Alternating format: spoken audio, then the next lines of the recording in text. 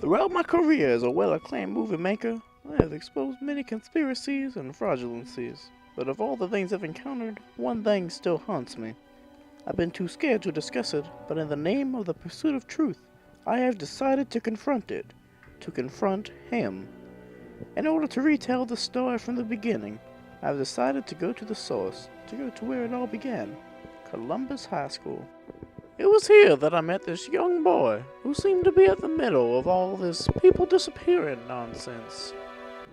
Naturally, my investigatory instincts led me to the one thing I know how to do, an interview. I immediately called this Benjamin Wachter to set up a date. Hopefully this direct interview could give me the answers I was looking for. I'm excited to be here. What do you want to know?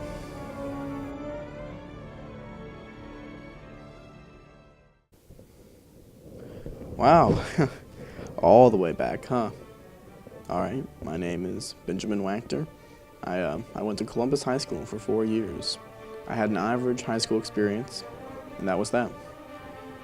Okay, well, favorite song is El Condor Pasa. Favorite movie? I'm gonna say G-Force, I just love watching those little rat things run around, saving the human race from their kitchen appliances. Yeah, it gave me hope. It made me think that maybe some life is worth existing. So far, nothing have caught my eye. He seems like a regular stand-up Joe, but there was something strange, something calculated. I turned to his peers for some more investigation. Oh yeah, me and Ben go way back. I remember back in freshman year, before all the allegations. He showed up the first day like all the rest of us. He did his work, he told a few jokes, and he went on his merry way. He was perfect, but almost too perfect, if you know what I mean. He seemed immaculate, calculated, capable of anything. His science fair project revolutionized the way we look at fertilizer for plants. He swam, he played violin, wrote well, spoke well. It was frankly disturbing. It makes me sick just thinking about it. Honestly, I'm not sure exactly how you want me to respond to that. I mean, thanks for the series of compliments, although I'm not exactly sure what's disturbing about being good at stuff. Listen, if you just want a list of things I did in ninth grade, feel free to read my resume. So I decided to heed his advice and read his resume. I noticed something strange, though. He seemed to value membership in his church. I decided to speak with a member there to see if there was anything fishy. Frankly, I don't understand what you're doing. Benjamin has been an active member of this church and many of our programs since before I could remember. I honestly think this is a waste of time. As far as I could tell, 4 years he moved up to our high school group and has been a phenomenal person ever since I met him. Finally, someone who knows what they're talking about. Can we please move on? I mean, I could tell you about my mythology project, about playing Foursquare, all kinds of other freshman year garbage, but that would be interesting for no one.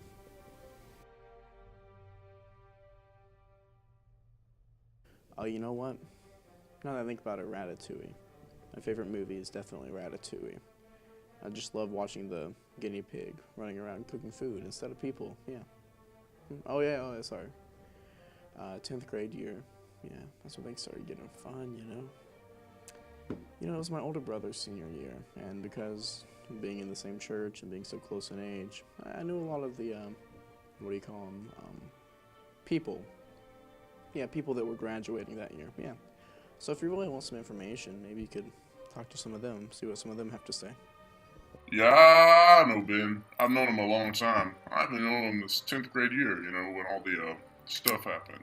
Yeah, that's when things got weird. Real weird. I mean, you believe this guy, really? I mean, it's just ridiculous, okay? Okay, nothing special. It was just a normal, plain, run-of-the-mill year. I don't know what this alleged Gary baby is talking about, with people disappearing and all these murmurings and ramblings of small rodents. Why does he keep going on about the small rodents?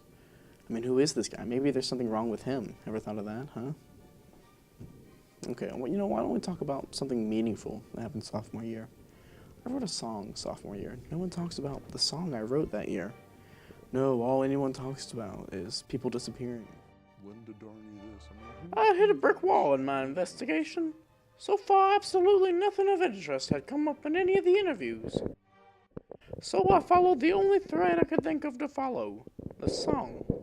Written for a string quintet and entered into the Reflections contest, and not only won the hearts of the school and district judges, but also my own. However, the judges at the state level were not as impressed. Thank you. Really, thank you. You know, I'm proud of that song. Even if the PTSA Reflections judges don't think that song is good enough, I'm proud of it. Once again, I had hit a brick wall. It was time for this old documentary fuss filmmaker to move on. You know, frankly, I'm not sure what you could possibly ask for. Favorite play of Mice and Men. Favorite novel, Hamster Care for Dummies. Favorite movie, I already told you. Well, you know what? It's not technically a movie, but there's this amazingly well put together animation of some small mammalian creatures. I could show you that later, if that somehow helps your project. But nothing really changed in my 11th grade year of high school. I suppose some classes were fun, chemistry in particular. I also played a lot of chess. But then there was the whole AP capstone thing, you know. I had to deal with that creatively, and that got real messy. Finally, noticing something suspicious in the interview, something off about Benjamin, I decided to take the most logical next step. And watch that video he suggested. Talk at night with the rats. I'm the giant rat that makes all of the rules. It soon became obvious that I was dealing with a genius. I pressed him for interest, hobbies, anything that could attest to the magnitude of his brilliance. Well, you know, there's a lot to do in life. And there's a lot of stuff I do that I would consider a hobby. Archery sometimes, music, I watch birds every now and again, card tricks, biking, I love Monopoly. That last comment was frankly disturbing. It soon became clear that something was amiss. After all, how could anyone complete, let alone enjoy, a game of Monopoly? I had to uncover the source of all this strange behavior. Those were the days. Playing Monopoly with Benjamin, yeah. We spent hours of our lives playing Monopoly over that board. Pouring our very souls trying to get the deed to the Krusty Krab or Tentacle Farms. It was, of course, SpongeBob Monopoly. We wouldn't have it any other way. I am the king of Monopoly. You know, I have permanent reign of the Squidward Tentacles game piece at our house. You know, I think I have him. Yeah, he's in my pocket right here. You know, this little guy and I have been through a lot.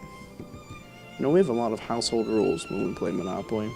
The secret is to buy the other player's game pieces. You know, we allow that at our house. You know, you make the game pieces work for you instead of against you. Also, you have to grab as much money as you can whenever the banker has a money shower. With that, I had finally figured it out. I understand who this person is, and how he was connected to all these reports, but I had to make sure. It was time to ask him about recent past. Frankly, I'm kind of sick of all this. There's nothing to talk about for the first 3 years, and there's absolutely nothing to talk about for this last year. Listen, the only thing worthwhile is the Sonic Roleplay Club I started. It's a celebration of things like echidnas and hedgehogs, our fun little rodent friends, you know? Oh, and of course, macroeconomics. Truly, the study of economic scarcity and choice has shaped my life forever. For that, I solely have to thank Kenneth J. Broda. Amidst my studying and calculation, it became increasingly clear that the time for interviews was over, and it was now the time for action. With some quick investigation, I found his house and was ready to begin a physical investigation. Well, here we are, deep in the Fort St. Georgia wilderness. I've stumbled across a mysterious shack that I believe to be the abode of Benjamin Wachter. With me, I have my cameraman, Joe Dirt.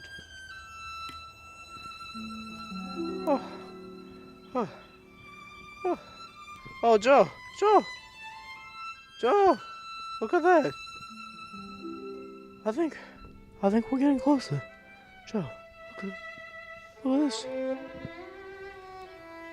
Joe, I think this is it.